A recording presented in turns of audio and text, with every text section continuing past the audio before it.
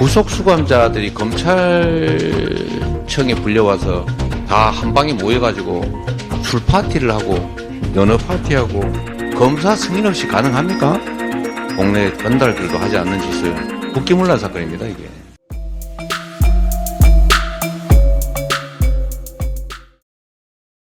검찰이 피의자 회유, 협박, 조작 수사에 대한 진상 규명도 반드시 해야 할 사안입니다.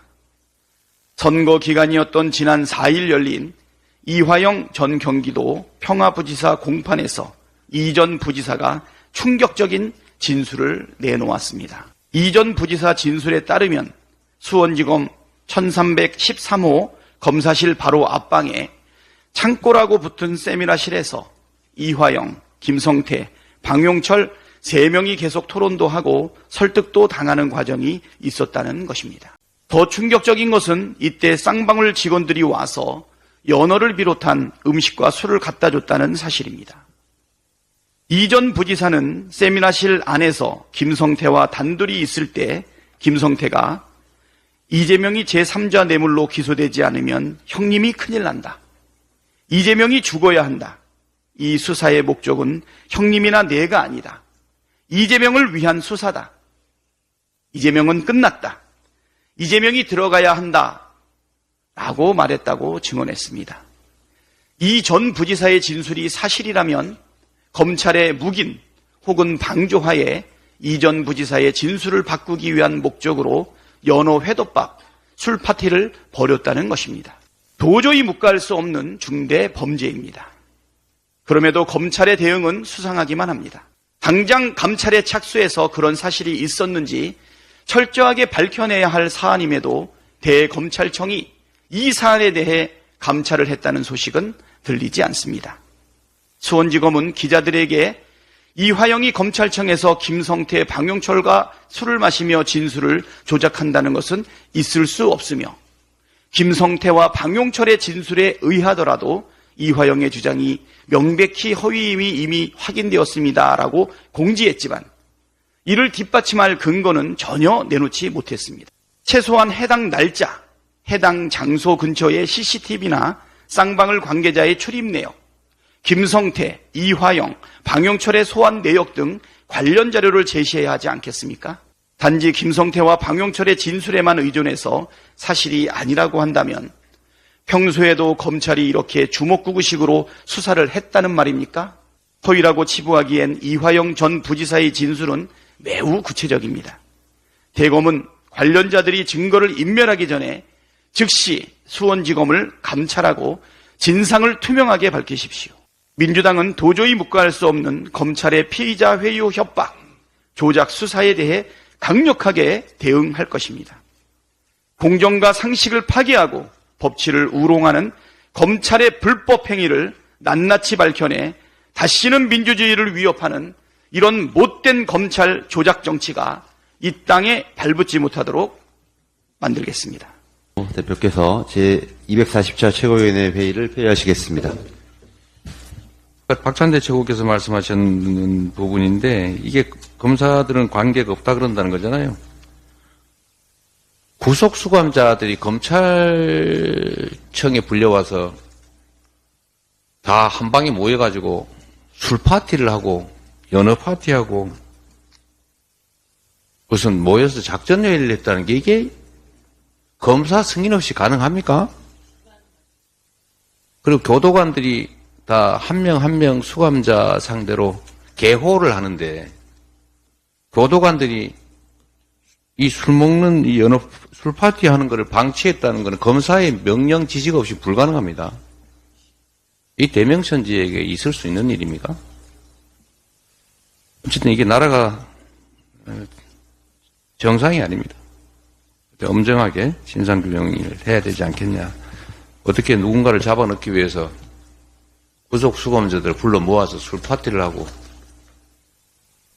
진술 조작 작전회의를 하고 그걸 검찰이 사실상 승인하고 이게 나라겠습니까?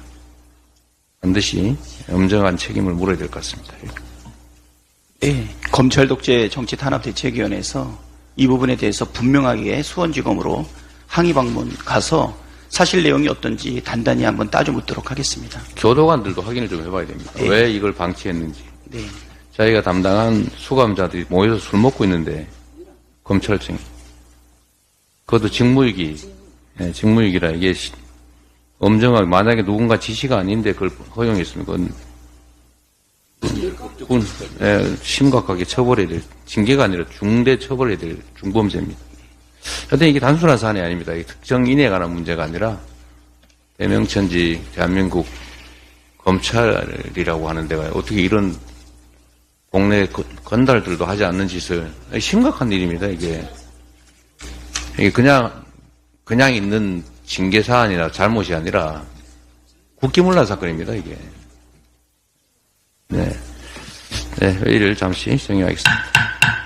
법정에서 어마어마한 진술이 나왔습니다. 검찰이 이재명 대표를 잡기 위해서, 구속시키기 위해서 이화영 전 경기도 평화부지사를 어떻게 협박했는지, 변호인단의 피고인 신문이었거든요. 옛날에 한명숙 전 총리를 잡아놓기 위해서 구속수감돼 있는 수용자들을 불러서 진술 연습을 시키고 이것을 3인성호라고 불렀잖아요. 3명이 호랑이를 봤다고 하면 없던 호랑이가 있던 호랑이가 돼버리니까 3명이 말을 맞춰서 검사가 요구하는 대로 진술을 해야 하면 한명숙 전 총리가 뇌물을 받은 것처럼 사건 조작을 했던 일이 있었잖아요. 이화영 전 부지사가 오늘 3인성호는 아무것도 아니었다. 검사, 그리고 쌍방울 측 변호사, 그리고 쌍방울 전 회장, 부회장, 이런 사람들이 장기간에 걸쳐서 진술을 번복하라고, 거짓 진술을 하라고 압박을 했고 회유하고 막 이랬다는 거예요. 작년 6월에 이화영 전 부지사가 재판 중에 수시로 검찰에 불려갔단 말이에요. 그러면서 뭘 수사했냐면 그 대북 송금이 이재명 대표 당시 도지사를 위한 것 아니었느냐, 이재명도 알고 있지 않았느냐, 네가 보고하지 않았느냐, 언제 보고했느냐, 이 내용을 무려 9차례 조사를 받으면서 계속 요구를 받고 진술 조서가 작성이 됩니다. 이재명에게 내가 쌍방울이 대북 송금 대납해줬다는 사실을 보고했다라고 진술한 것이 작년 7월에 알려지면서 막 뒤집어졌잖아요. 그러고 나서 이제 번복을 했단 말이에요. 사실 그거는 내가 허위 진술한 거였어. 나는 보고한 적도 없어. 그리고 내가 김성태 쌍방울 회장에게 북한에 돈 보내달라고 요구한 적도 없었어. 라면서 전면 부인을 했단 말이에요. 그 작년 6월에 이재명 대표에게 보고했다는 진술이 나온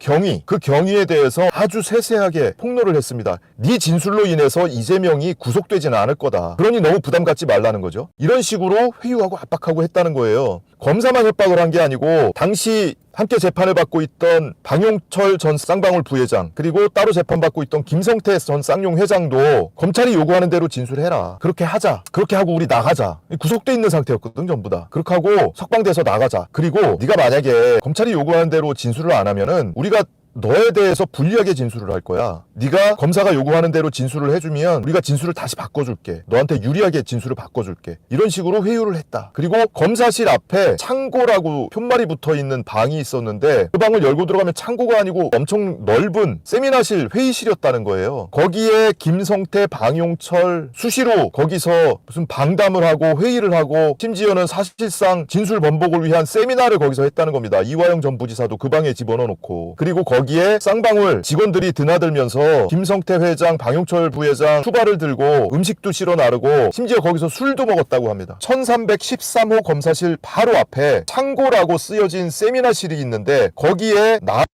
다 모아놨다. 쌍방울 직원들도 외부에서 와서 방용철, 김성태 뒷바라지를 하더라. 음식도 먹고 심지어 술도 먹었다.